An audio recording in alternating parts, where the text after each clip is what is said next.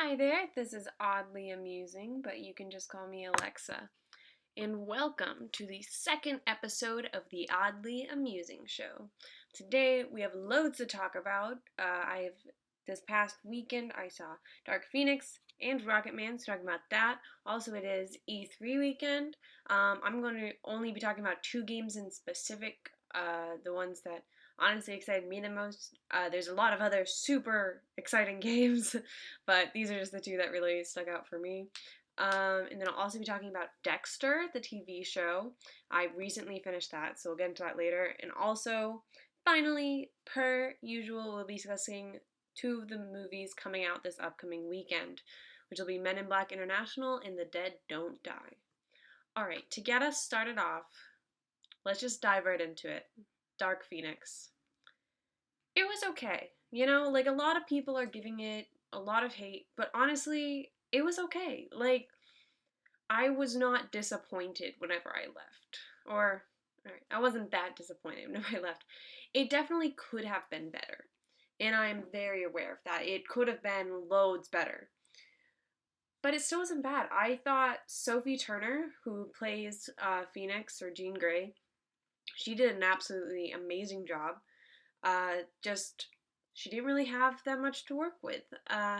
While I am all for giving new directors chances, it's been working out very great for numerous movies. Recently, it's becoming a very big trend for making people's first features be these huge movies. Like, it's just been, yeah, it's been working out really well, but I think this one wasn't quite there. While the director still did a really great job, this is not me hating on him at all. I thought that he did a good job, but he just simply lacked the experience needed. His name's Simon Kinberg, by the way. He didn't have enough experience. He directed 3 films total, it says, or I found out whenever I looked him up earlier, this is really his first big film.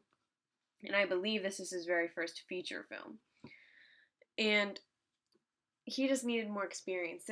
All of the conversations were just shot, reverse shot, reverse shot, and it got pretty boring, and just not a lot happened.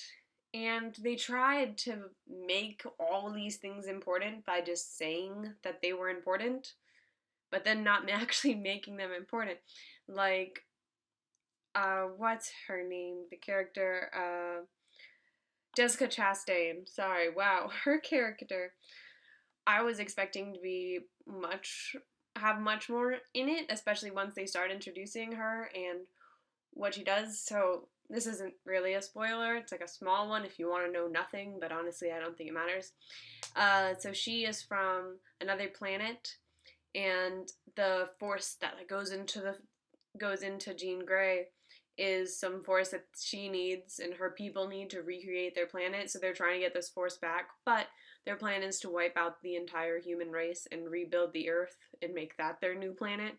So obviously, we don't want that. Humans are like, no, this is my planet. Which, very rightfully so. If someone showed up to your house and tried to kill you, you'd be upset.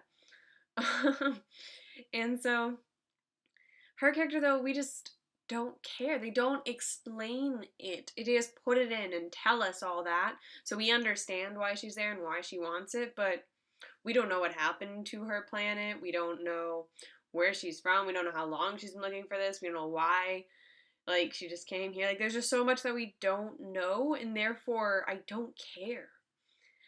There's one thing that I found really interesting was Sophie Turner recently stated that the the movie itself was being rewritten pretty much every day on set, which isn't always a bad thing. Look at Mission Impossible Fallout. Christopher McQuarrie was writing what happened during that day, normally the morning of, and that movie is absolutely phenomenal.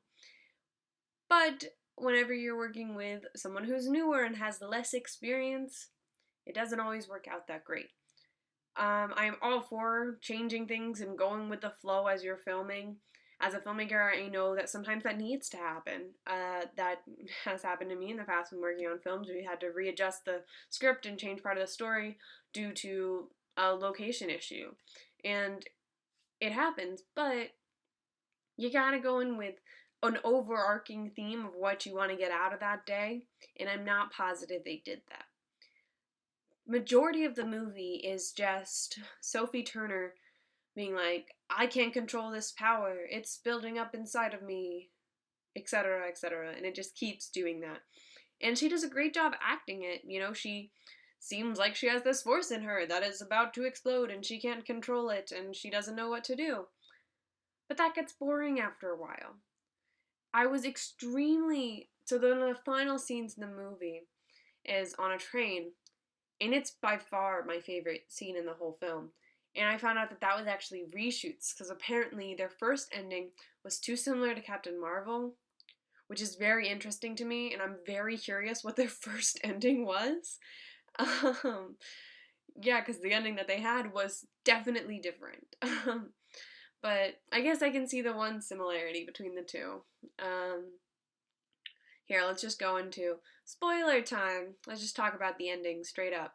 So, spoilers, skip ahead to where it doesn't have the word spoiler in big red letters across the screen. And so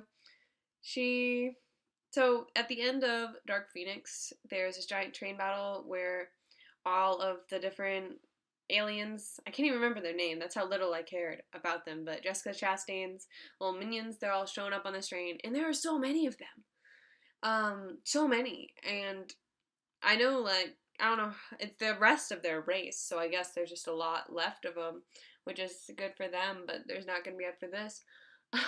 And they show all the X-Men, and they're using their powers, and it's super cool. Nightcrawler goes, like, crazy on everyone.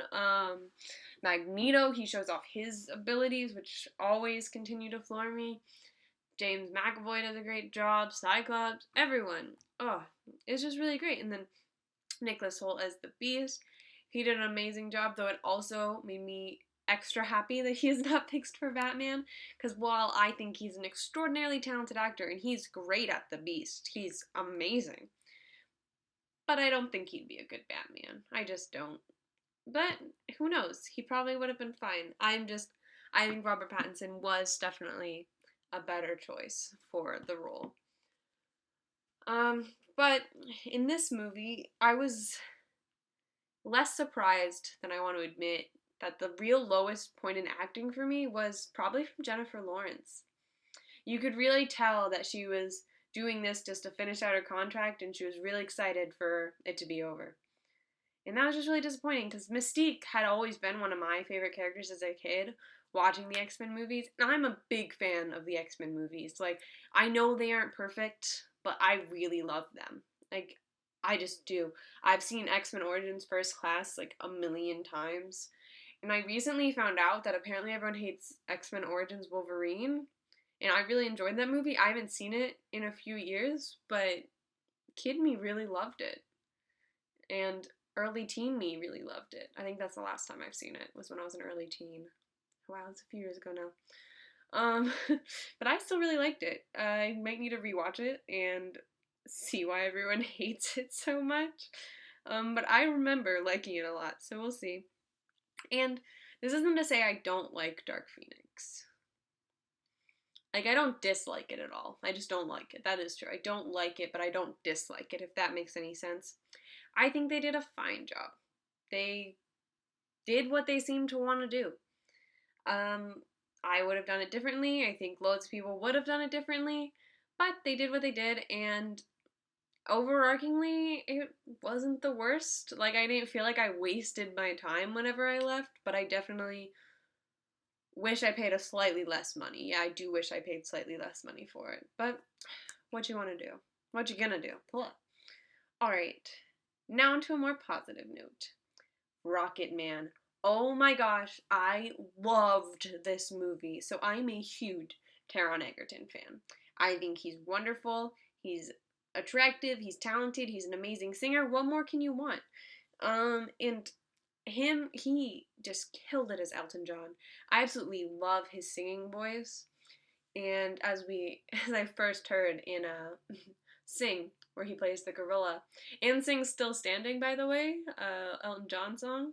I totally like didn't make that connection until he sings Still Standing in Rocketman, but I was like, that's wild. And also in Kingsman 2, Elton John was in that. So yeah, and the director for this one, why am I blanking on his name? I was just looking at it. The director of Rocketman, he had previously done Eddie the Eagle, like the only Taron Egerton movie I haven't seen. And I'm definitely gonna, oh, Dexter Fletcher, that's his name. And I'm definitely gonna go watch that now because Rocketman it was directed so well. Honestly, the whole thing, it felt like a musical to me, which I love musicals. So that was really great. You went through like all of Elton John's like top songs, and we got to see like the emotions that were behind them and the real life events that triggered the emotions for them. And it was really amazing to see childhood Elton John. Just he had a really rough life. Like, I did not know much about Elton John. I went with my mom to go see it. She's not a big moviegoer, but every once in a while I drag her along to either a musical or a children's movie. Those are her two favorites. And so I brought her along with me to see this. And she wanted it to be a documentary. She thought it was going to be a documentary, like an A&E like biopic. I don't know why. I told her very much so what it was before going into it. So she was a little disappointed because of that, but she really loved it. She said growing up and always seeing all these news about Elton John, because he was huge, as you can see in this film, and she was talking about how they'd always read all this stuff about him. She's like, it was so interesting to see more like behind the scenes to those news articles that she would always read as a kid, because he was everywhere on the news. And yeah, it was a really great film, and I would just recommend watching it. I would honestly recommend watching it in theaters because it is like a spectacle. It goes how it is edited and directed and performed. It's truly a spectacle. It's like almost like watching a musical. And so I think that big screen definitely will add to it. It would still be really enjoyable on a home, like in your home on a TV screen, but I think a theater is definitely the way to go with this movie. It was so good. And it felt very honest. Like, during the whole part of Elton John's drug phase, it kind of like skipped. That's where it kept skipping years. And like at first it was a little jarring, like, whoa, wait, where are we now? But then I realized like that's probably kind of how it feels for him looking back on it. Like he must have these huge gaps in memory where he was on so many drugs and drinking so much that his brain just didn't remember any of it. Like there's one scene where he's yelling at someone and his mom shows up and he's like, I told you he's like, why are they here? And the guy says, I told you, you asked me to fly them in for your performance. And he goes, I said next week. And the guy goes, it is next week. And that one's like, what? And it's like this really intense and emotional look on his battle with drugs and alcohol. And then, but there's one thing I want to change about this movie. And this is, I don't know, can you call it spoilers when it's based on something that already happened? I don't know. I'll put up a spoiler thing just in case. But, so I just want to talk about two other things in it. One, the emotional trauma that he went through where almost killing himself twice. Once very intentionally by overdosing on drugs and falling into a pool, and then the second time by just doing so much cocaine that his heart almost failed. That is insane to think of this iconic public figure and like going through so much pain, even though that's so common now. It's truly heartbreaking to see what these people go through in order to try and please people. And I'm really happy that now at this point, like they have like that cheesy thing at the end where they show pictures of him, and he's now 28 years sober and he's married with someone who loves him properly, which is it was a spoiler section. And something his mom says to him is that he like calls his mom to tell her that he's gay, and she goes, honey, I know. I just want you to know you've chosen this life where you'll never be loved properly. And that's just the worst. That's such a horrible thing to say to someone, that you'll never be loved properly. That's atrocious, especially coming from your mother. Oh, it like kind of breaks my heart a little. It said that. So in the little credits, it has a thing where it says he married to David, who finally found someone who loves him properly and is married to David, and they have 2 kids together. So he's actually no longer touring to help raise his children, which is super commendable. And yeah, it was just really, it was a really fun film. But the ending, I really wish. So at the very end, so it starts with Elton John walking into like a rehabilitation center, and it ends with, and then he's like telling his whole story, and that's how we learn everything. There's random intercuts with him in the meeting, like we had to learn about his emotions about them, about some scenes where you like can't really tell when it's happening, and at the end catches up to, you know, the time when he actually goes to the rehabilitation center, when he, like, he was about to go on stage and instead he just got into a taxi and went to a rehab, which must have been really difficult for him, but incredibly amazing. And so yeah, but so he starts singing "Still Standing" after he's getting better, and he finally, because he hadn't played music the whole time he was in rehab center. But then Bernie, his songwriter, shows up and says, "Have you been playing piano?" And he's like, "No, I'm not ready for that yet." And he goes, "Well, you better get ready for it, because I got some new lyrics that I need you to add music to." They have a really great relationship, the two of them. They've been partners for 50, or writing partners for 50 years now, and they're like brothers, and they've never had an argument in 50 years. And that's, I think, incredible. I don't think I have anyone in my life who I've never had an argument with. But yeah, they're really, really great. But so at the end, he's still standing. Let me get to my point. I will get there. And he's like walking down this hallway with doors on either side. And I was really expecting Elton John to come out and like start singing with him. I was like, that would be, like, I was expecting it to be him now, and then they tear on playing the younger version of him from 28 years ago, newly sober. And he just didn't. And it just cut into a recreation of the actual Still Standing video, which was still fun. Like, that's a good time. But I really wanted Elton John to come out and sing with Taron Egerton. I just did. I really wanted that to happen. But instead, we just got a recreation of the Still Standing video, and then pictures of Elton John and some nice little facts. And then it went into, and it showed like pictures, screen grabs from the movies, and then faded them into like, or compared them to photos in real life. So like we got to see the costumes and stuff. And they did a really good job with casting costumes, hair, makeup, making everything look like Elton John's life. So yeah, Rocketman, I really enjoyed it. Would recommend seeing it. Dark Phoenix, I'd wait until it comes out for downloading online free. But Rocketman, go see that in theaters. It was worth it. It was a really great experience. Alright, on to some video games. It's gonna be, I feel like we don't have a lot of topics, but this is somehow going to be longer than last week's. So I first just want to quickly mention the new Lego Star Wars that they announced. It's called the Skywalker Saga, and it is going to include all 9 films. That's gonna be so epic. I cannot wait to play that. I love Lego anything games. My boyfriend actually just got me Lego The Hobbit for my Nintendo 2DS to play for our anniversary. That's what he got me, and I haven't started playing it yet, but I'm so excited to start. Yeah, so I love Lego games, and from the trailer alone, I'll put a link to the trailer in the description, and it looks super fun. It looks like all the Lego games, super fun, and you also get, it's like the same storyline that you know and love, and then just with a fun twist of being Lego and cute. So yeah, I'm just really excited about that. Another thing I forgot to mention last week when I talked about Pokemon, Pokemon Sword and Shield, that's going to be super exciting. Sword and Shield, I saw their new legendaries. Or I guess let's start with their starter Pokemons. So it's the new Galar region, and the starter Pokemons are going to be, I know there's the bunny. All right, here they are. So you have Grookey, the cute little grass chimp, and then you have Scorbunny, the fire rabbit, and you have Sobol, little water lizard.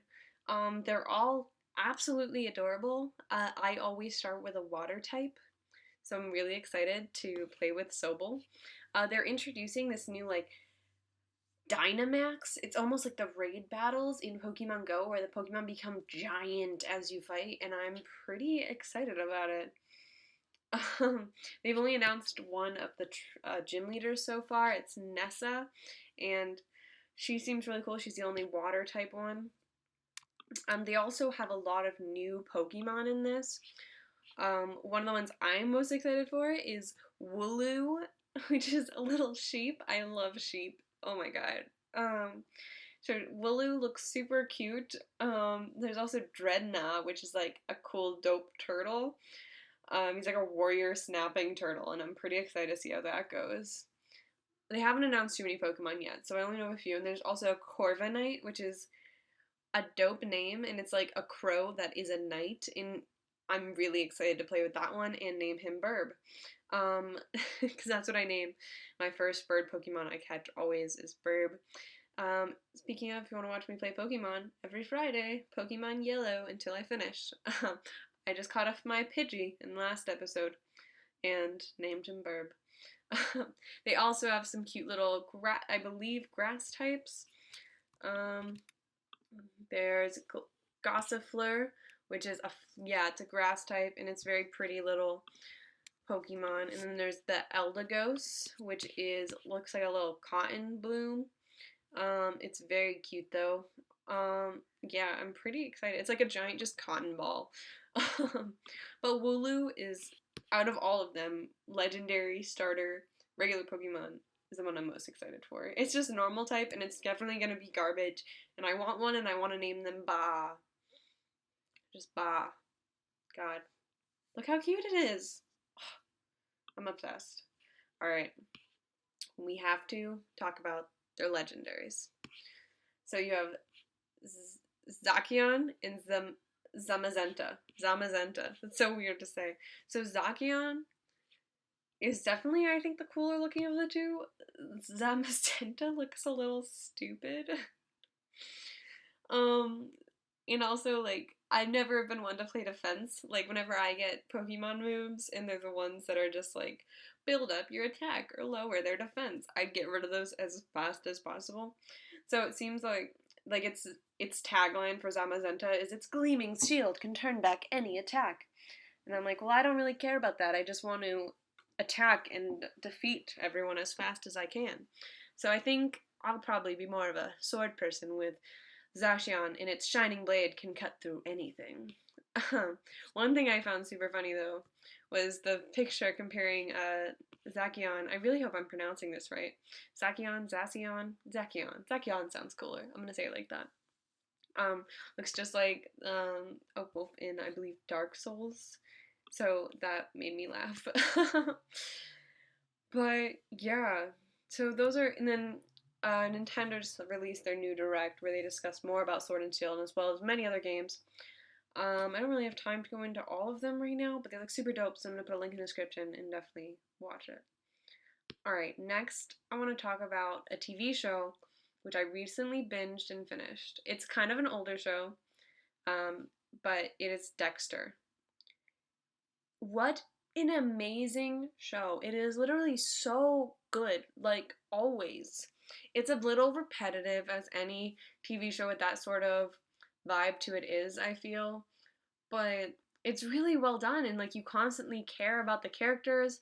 I do get really frustrated. I'm not gonna say any spoilers.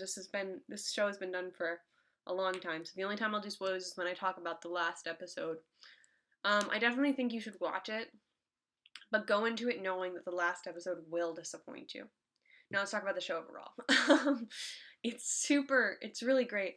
I get really frustrated with Dexter. So if you don't know what the show's about, is this character Dexter is a psychopath who murders people, but only serial killers. He has a code that he follows. So he only kills people who have killed other people. And it's very insane. Yeah, so he just keeps killing people, and then he screws himself over by continuing to kill people, and it's because he feels he can't stop, but it doesn't seem like he is able to stop. And then he finally, alright, spoiler time, I just have to go right into this ending, because this ending, I'm still upset. I finished it, like 5 days ago, and I'm still pissed about this ending. So, alright, spoilers. At the very end of the show, he is dating this girl, Hannah, and he has his son, Harrison, and they're all going to go live together in Argentina. Deb, his sister, dies. And so she got a gunshot and then she had complications with her surgery and falls into a coma. So Dexter pulls the plug, which I'm fine because they said it'll only take a miracle. But then he carries her and dumps her at sea. Deb would not have wanted to be dumped at sea. Like one of your victims or something. Like that. Deb would have hated that. I don't know why he did that. Like she deserved to have a funeral. And I don't see any reason why he would take her out besides the writers just felt like it. Like I don't see what the motivation was that for that in his mind. It just does not make any sense to me.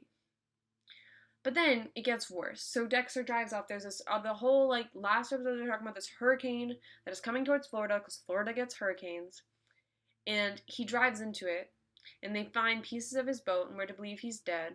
And then we see a shot of Hannah with Harrison in Argentina at a nice little cafe, all cutesy, and she's reading an article about how Dexter died because he got reported because they found his boat and presumably dead.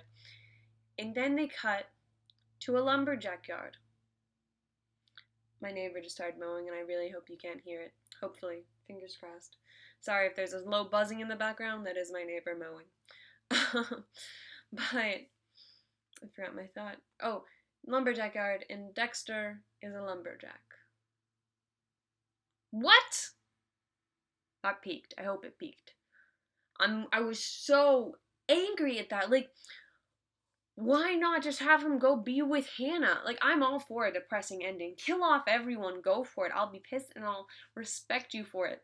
But this didn't make any sense. The whole show leads up to Dexter finally developing emotions and falling in love, and they just stripped that away. Do not make an entire, and just made him do that. And I get they're having him do a selfless act because he's a very selfish person, Dexter is. And so they finally had him do a selfless act. But it wasn't selfless because he abandoned his child and the love of his life and made them believe he was dead. That is as selfish as it gets. I'm sorry. I'm really pissed about that ending. Oof. I don't normally get this angry about things. I do. But I don't normally vocalize it externally. Yeah, no, that ending. Oof. Alright. Done with spoilers. Dexter, go and watch it. It's an amazing show. Honestly, just end it 30 minutes early. The last episode, just don't watch the last 30 minutes and you'll be happy. Like, that's what I wish I had have done that. Because, honestly, whatever you, like, because I thought it was going to end one way. And then they just threw that all out for their own ending that they wanted. And it was really just idiotic. Like, it was just poorly written and stupid. I know what they were trying to do and I just disagree. And I think they did it horribly. But, yeah. So, watch Dexter. It's a really great show, and even though the ending's garbage, the rest of it is good enough to be worth watching it still. Alrighty, as we get closer and closer to 30 minutes, let's start on our final topic. Upcoming movies. So, this weekend, we don't really have a lot coming out this weekend. Men in Black International is probably the biggest movie coming out. So, about that, I've never seen a Men in Black movie.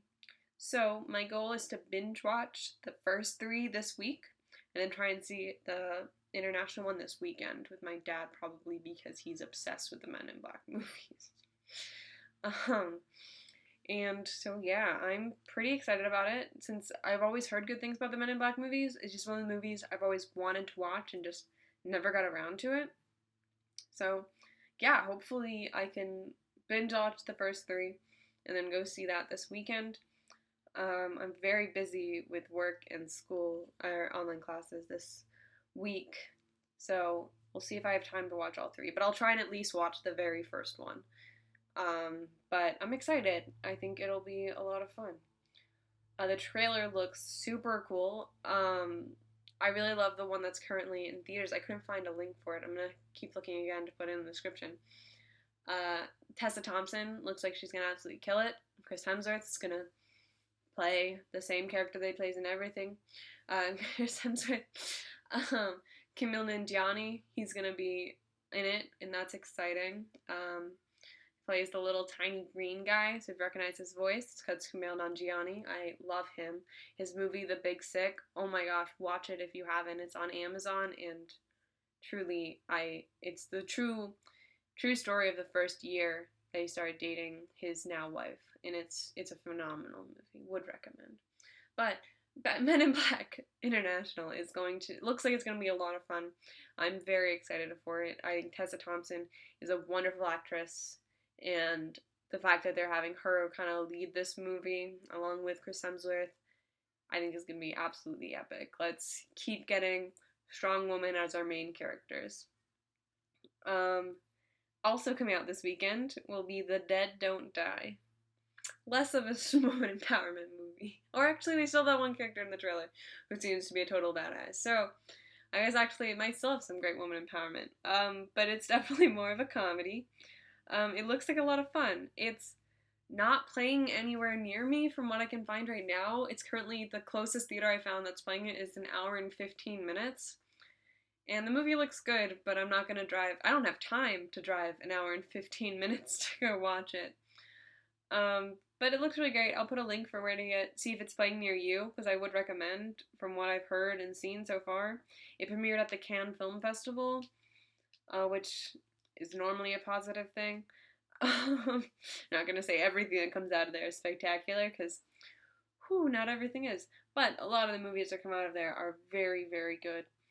And yeah, definitely go try and see it. The trailer looks really funny. Adam Driver is great at that deadpan comedy, it seems. And then, of course, he's paired with Bill Murray. I'll watch any movie if you put Bill Murray in it, so that's exciting. And you also have there's a lot of big names in this movie, so I would just go watch it if it's near you.